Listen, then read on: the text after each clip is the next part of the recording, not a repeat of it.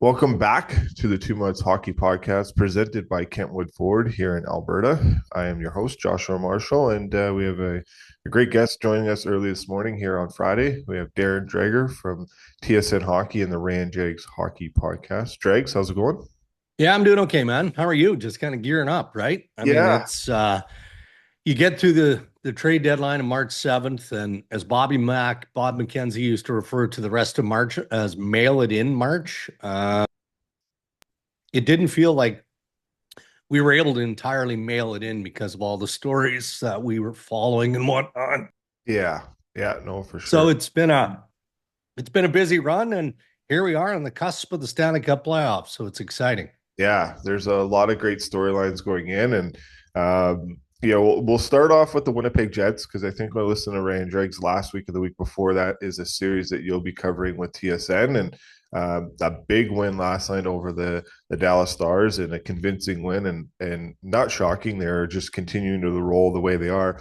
Yeah. Your thoughts on Winnipeg and what Cheveldayoff and the coaching staff of there have done this year in terms of getting the most out of everyone that you see, and obviously the success of Cole Perfetti too. Right. Well, all of that kind of winds into where I'm gonna start. And that's with the promotion of Scott Arniel as head coach of the Winnipeg Jets. He has a high level of coaching experience and was an NHL head coach. So the position wasn't foreign to him when he accepted that role as head coach of the Jets. But having the opportunity and the time that he had to work with Rick Bowness, I'm sure that there were parts of Bowness's approach, be it from a defensive perspective, whatever, that Scott Arniel appreciated and kind of stole. And so all around, that made him better prepared to take on the full responsibility of the job. But when Bonus was away and dealing with a family matter and his wife's illness, Arniel took over from that point. And I think that he got to know Cole Perfetti as an example, some of the younger guys really well. And so there was a connection between Scott Arniel at that point and certainly Cole Perfetti and some of the other pieces in Winnipeg. That is, I think, benefited and transitioned over to where the Winnipeg Jets are at the start of the season, midpoint, and where they are right now. So you look at the numbers and the game of Cole Perfetti and how it has evolved. Well, it's evolved because of the trust that Scott Arniel has in Perfetti, right from the drop of the puck start of the season. And don't forget, of course, there was a bit of a wasn't ugly, but it was a tough negotiation to get that bridge deal finalized between Perfetti and the Jets. So there's pressure on Cole, as soon as he comes back into the mix. All right, well, I better get going here because I want to make sure that I'm in a better position, in my third contract. I think he's been terrific. I think that his game has evolved. We're seeing a physical element to it now. And that really, uh, It's been good for them. sorry, Josh, Yeah, no, really no worries. bolsters. I'm constantly battling a cold. Um, but when you've got a younger push like that, then you don't always have to lean on the obvious guys like the shelf Shifley, Kyle Connor, Nick Ehlers is back into the mix. I mean, they've just got layer after layer after layer, and that's up front. And then you look at what they've got on defense. The ads that they brought in, at the trade deadline in Luke Shen, who's thrilled to get to Winnipeg, and obviously Tanev, who adds a different element up front, and Connor Hellebuck. So there just doesn't seem to be an area of weakness. Sure, Cheveldayoff looked for a number two center. That was his priority going into the trade deadline, but that's more of an area of want than an absolute need or a hole in the lineup, right? But that's a tough conference, and as good as this year has been, man, they better have their best to come because they're going to need it to get to the Stanley Cup final. Yeah, and then they got the tests that they'll have. Will obviously be good for them in terms of getting over any kind of hurdle. But it's not like that much of a hurdle they have to get over. I know that it wasn't the greatest first round that they had last year, but in terms of showing that poise and determination to get through, and they're a mature team, so they're gonna be a fun to watch. That's Yeah, series agreed. wherever they are in that aspect, and they're And again, Arneal's done a hell of a job. We'll Hmm. move over to the Oilers here. A lot is made of some of the injuries and when this roster will look fully healthy, and that could come as soon as Game 1 of the Stanley Cup playoffs versus the LA Kings. I thought it was interesting. PK Subban on ESPN last night was kind of taking a shot at the Oilers and hoping that the Kings beat them, and teaching the Oilers a lesson for letting Holloway and Broberg go. Steve Levy was kind of joking around like, "Oh, I didn't see that comment coming," but it obviously is going to look like a fourth year in a row. This matchup Yeah. between them.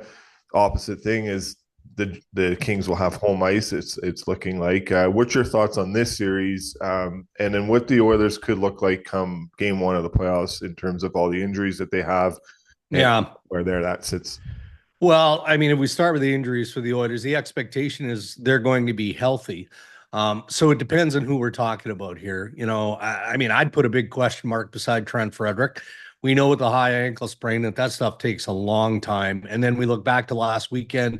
Sure, he gave it a valiant attempt, but it was painful to watch because the kid so desperately wanted to stay in the game.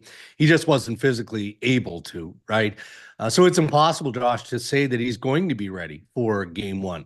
The hope is that he's ready, and with that type of injury, you know, one day can make a big difference. So, let's start there. But then you look at some of the other guys. Ekholm, of course, will be ready. Go down the list, and the one that jumps off the page for me is Evander Kane, and only because, and I'm sure you've talked about it in that market. Evander Kane is now, let's call him an older player. He's a big body guy. If he can skate, if he can get going out there, then sure, he can be an influential piece. He can definitely make a difference for the Edmonton Oilers. If he's not ready physically and he's playing, well, then that becomes a bigger problem, right? So, I mean, the expectation is that they'll have a full complement, however that looks. So, I don't really see injury as taking a toll. We know the Los Angeles Kings are deeper and they're better. I would have been one to question their goaltending, but Darcy Kemper has been terrific for the Los Angeles Kings. And who would have thought that when they made the trade, right, with the Washington Capitals? I mean, really, it was two difficult pieces in Kemper coming out of Washington and Pierre-Luc Dubois going from LA to the Washington Capitals. But that team is built for the playoffs now. Some question around the health, of course, of Drew Doughty. Again, another impactful piece. Some of the prognosticators are picking LA to beat Edmonton. I'm not bold enough to say that yet because of the experience the Oilers earned. Getting to Game 7 of the Stanley Cup Final, and Josh, just based on the way some of the secondary pieces have performed during this stretch of injury that the Oilers have been dealing with, is encouraging.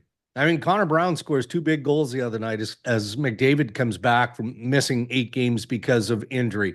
Victor Arvidsson all of a sudden has a bit of scoring pop in him. Jeff Skinner, to be fair, I didn't expect him to produce the way that he has this year. And he's got some defensive liabilities, but those are the pieces to go deep into the playoffs again that have to be contributing assets. They have to be. They can't be sporadic, and nor do they have to be, game in and game out offensive contributors, but they've got to be threatening and they've got to be pieces that you can rely on. So it's a pick'em series for me. Yeah. It is. It's a pick'em series going in. And if I had to place a bet today, I'd give the Oil the benefit of the doubt. Just the experience factor of getting to Game 7. Yeah, it's usually pretty hard to beat a team 4 years in a row, but it has happened, and it's the opportunity to be there. Maybe the biggest thing for the Oilers question mark is in goal, but Yeah. this reset for Skinner's been good. And you talked about Skinner; he's never played in a playoff game yet, and Jeff Skinner. So I think that player will be excited to be a He part better of be. that. And Yeah. exactly, and everyone knows how it is in this market. Just one more on Kane. There's a lot of fan questions coming in, just in terms of. We've seen what Gabriel Landeskog has done here in terms of going down for a conditioning stint. Is that the same option for Kane? Do you know? Have you heard or know anything on that front for him? No, I have not. I know he just had a kid yesterday. There's Yeah, I was just going to say there's a lot of factors that go into that. So I'm not going to sit here and say, no, it's yeah, not going to happen. yeah, I mean, if he's that close and feels healthy enough and is willing to accept that conditioning loan, then that's a pretty good indication, a good sign for both Evander Kane and the Edmonton Oilers that he's ready. yeah, He's ready to flip the switch and get going. But in his mind, because he's been skating for a long time, Josh, right? It's yeah. not like, he's kind of been sitting around just, riding a bike or trying to stay, as well conditioned as he can. No, he's been going for a bit here. So maybe in his mind, he doesn't feel like he needs that conditioning stint. Maybe he feels like he needs a game or two, some practice time, and away he goes. Yeah, for sure. Let's move over to the Canucks real quick. Obviously, not going to make the playoffs. Quinn Hughes yesterday, he came out glowingly a report of how much him and Rick Tocchet get along. We'll see what happens with Brock Besser, but what do you think happens with the Canucks in this offseason? I know they wanted to get Pedersen in Vancouver to train this summer too, so there's a lot of moving parts in there. But where are you at with the Canucks and Tocchet, and so maybe some of the roster moves that could happen this summer? Yeah, well, I mean, there's going to be ample change, right? So if we start with the head coach, I think what happens here is they get to the end of the year. I know that Vancouver wants to extend Rick Tocchet, and we're willing to give him a healthy extension. So that's not the issue. The issue is, for a myriad of reasons, is Rick Tocchet willing to commit longer term to the Vancouver. And until you get to that place, which is the end of the year, I don't, he's not able to answer that. All of his focus to this point, until very recently, has been consumed by the quest to try and will this team into the playoff spot. Well, it's not going to happen. We know that now. So has he had enough time to digest and go, yeah, you know what? I feel like there's still a lot more I can do here. I don't know that. I wouldn't be surprised if he wants to take a little bit of time. Now, keep in mind the Canucks do possess a club option, so they could make a couple of choices here. One, they could say we're going to execute that club option, and we'll roll the dice, and we'll go into next year with a lame duck coach. Now, Tocchet might say, "Well, I'm not doing that," and they make a decision to either fire or seek some sort of discipline action, which I don't think they would do. Um, or they give him the time. They give him the time. So there's a lot of uncertainty around the coaching staff of the Vancouver Canucks. So then you look at the needs, and they've got some pressing areas here. I think they're going all in to acquire a number two center. Do they do that in free agency? To be fair, there's not a whole lot that's coming open to the market. You do have some interesting pieces. Is Matt Duchene going to get there with Dallas? Does Dallas find a way to re-sign him? You've got Sam Bennett with the Florida Panthers. I mean, go down the list. There's some interesting guys like Brock Nelson. Most believe that in some way, shape, or form, he'll make his way to Minnesota. That might be his preference. But the Canucks have an abundance of resources to use, capital, draft capital. They've got that. They've got a prospect pool that they're not afraid to dip into via trade, for that number two center. The biggest question for me in Vancouver is Thatcher Demko. So he's got 1 year remaining on his contract. What do they do there? Well, again, their preference is to extend him, but I don't think they want to throw out a long-term extension. Maybe a 3-4 year deal, right? Well, is that enough to keep Thatcher Demko in the mix? Again, they can't really negotiate. Well, they can't negotiate with him until July 1st, but he may want all the money right now in a mega extension. And if Vancouver doesn't have the appetite to do that, then Demko might just say, okay, well, then I'm not going to sign. So if you want to roll the dice on whether I have a change of mind, that's up to you. But I'm prepared to go into the final year of my contract and then look at free agency. So those really are the three main areas, I think, of focus for Patrick Allvin and the Canucks. And there's a lot of time to make those decisions as well too. So we'll see how that goes in that market. Big game Yeah. tonight in Calgary. Dregs, Minnesota Wild in town, 8 o'clock puck drop, and it is going to be probably a lively barn at the Oh Saddle boy. Dome. A must win for them. The chase is the hopes are kind of dwindling as they go here. Just a tough loss in Anaheim the other night, losing that point. But what's your thoughts on, I guess, in the whole of what Huska's been able to do, Conroy's been able to do in this group, and do you have some still belief that this they can get in, or is it pretty hard right now? Yeah, not pretty hard, near impossible to be Yeah. fair. That's the way I look at it. I don't think that we're going to see much change, in that wild card spot in the West. A valiant effort by the Calgary Flames. And I'm sure they're going to look back, when it becomes reality and mathematically they're out at certain stretches over the course of the year where they dropped a game here or went through two or three or four games where, they didn't get the points that they needed. But I don't think that they're going to dwell too much on the negative. I think that they're going to look at the upside. I mean, there was a lot of upheaval around this team, right? Significant change. Did we know that Dustin Wolf was going to be as good as he's been this year? And the answer to that is no. Highly touted, of course, but when you trade Jacob Markstrom and you're putting all your eggs in that basket of a rookie goaltender at the NHL level, that's a tall ask. That were they sure that Jonathan Huberdeau was going to have a renaissance season? No, couldn't be sure of that, but there he is. And then you've got Nazem Kadri and all of the older pieces that clearly bought into the messaging of Ryan Huska and the staff there and blocked out all the nonsense of, oh, this team is headed in an our sort of direction, a renovation, a retool, maybe even a rebuild. Now, they didn't buy that for a second. And then they've got some younger pieces that, Calgary has been careful in developing that got opportunity and proved that they're also NHL ready. I think that Craig Conroy, Josh, potentially is going to be one of the more active NHL general managers in the offseason. And, this time of year, offer sheets are always that sexy topic. When you look at some of the restricted free agents around the league and the possibility, and then, you bring it back to the reality of what happened in Edmonton last year with Broberg and Holloway going to St. Louis. And, that's what makes it a relevant conversation. But I think like Conroy is an example of a general manager who has definitely tried to be aggressive on the trade front.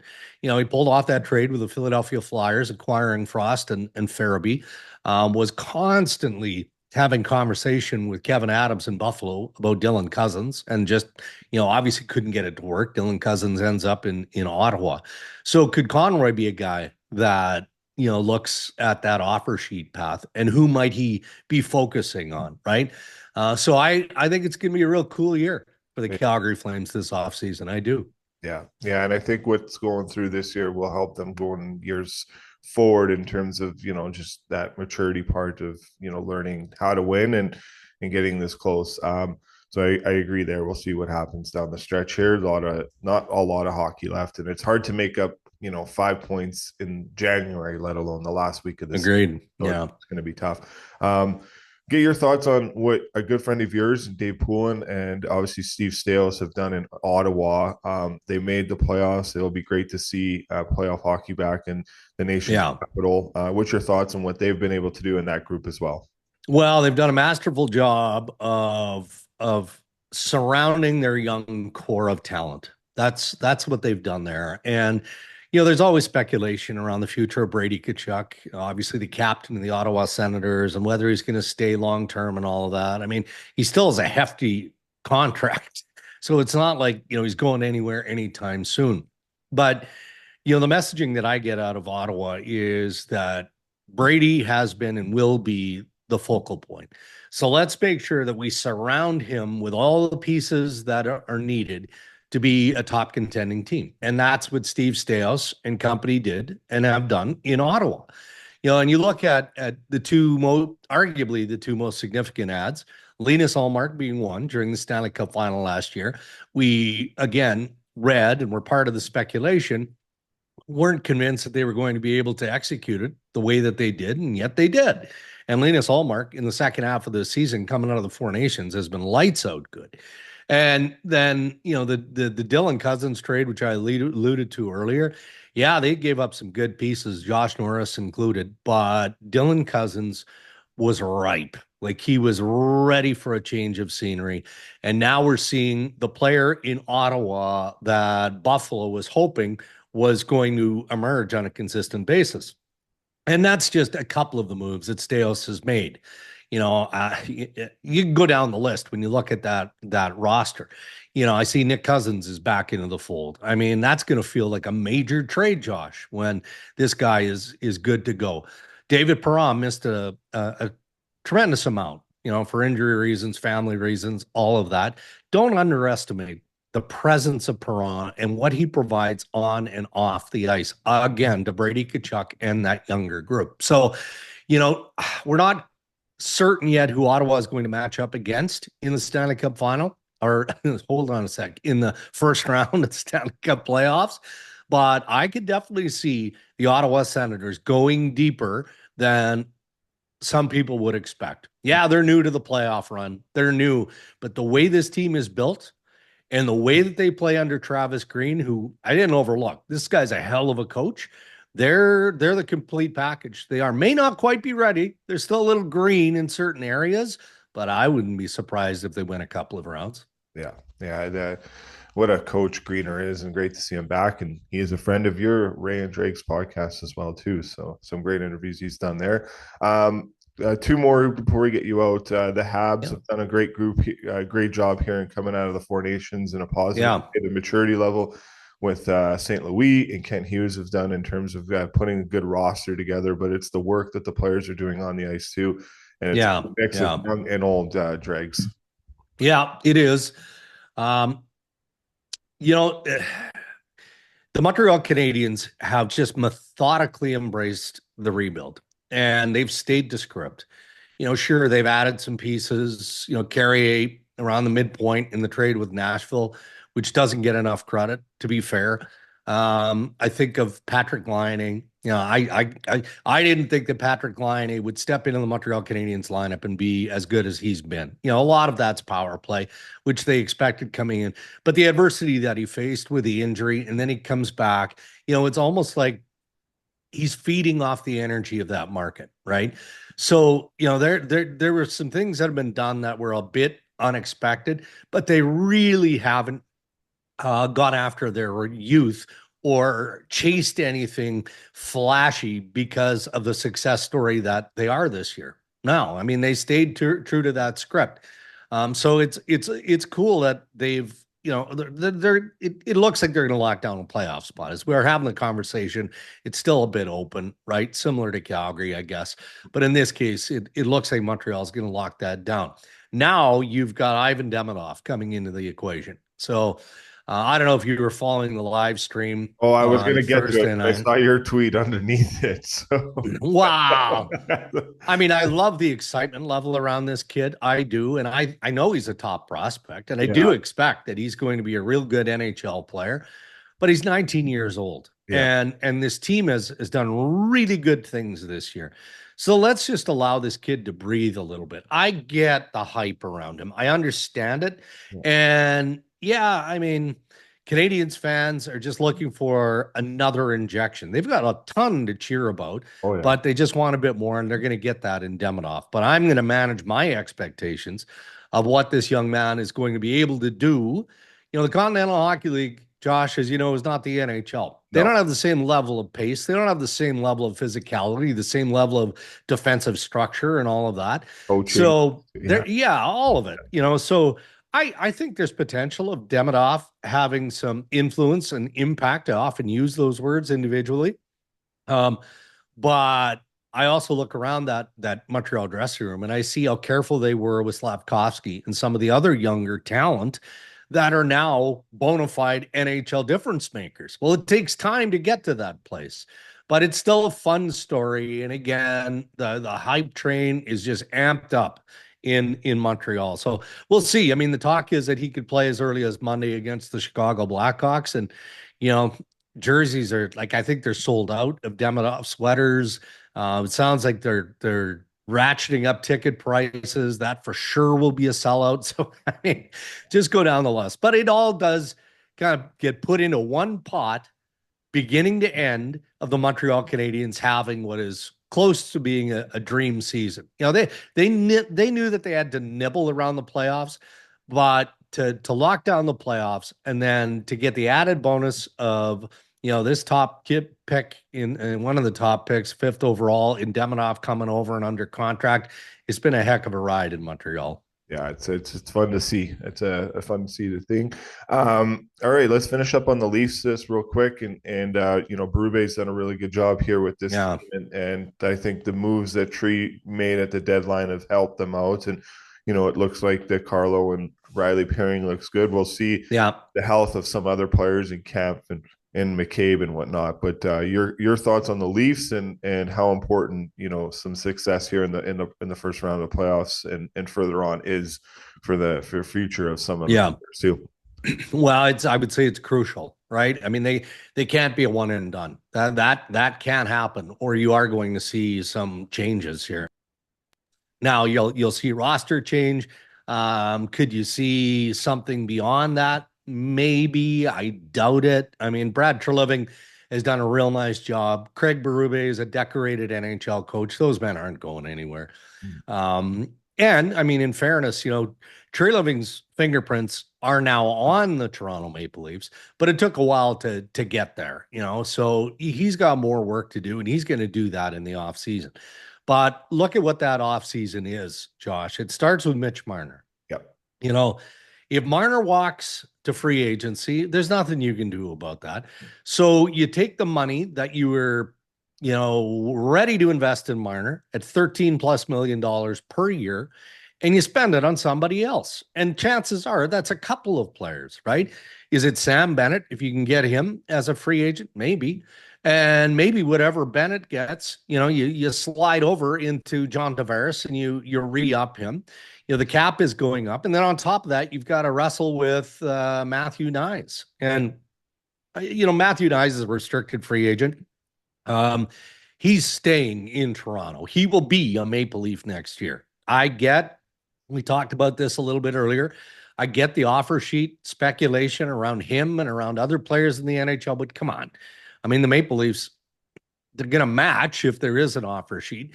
And first of all, Knies would have to sign that offer sheet. I mean, it's a complex process, which now brings us to the here and now. That's actually looking into the future.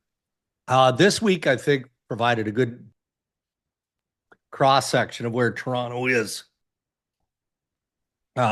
They more or less laid an egg on Tuesday on TSN against Florida in Sunrise. Didn't play well. And I don't know what it is about the Florida Panthers. You know, Toronto just kind of crawls into a hole when they play Florida.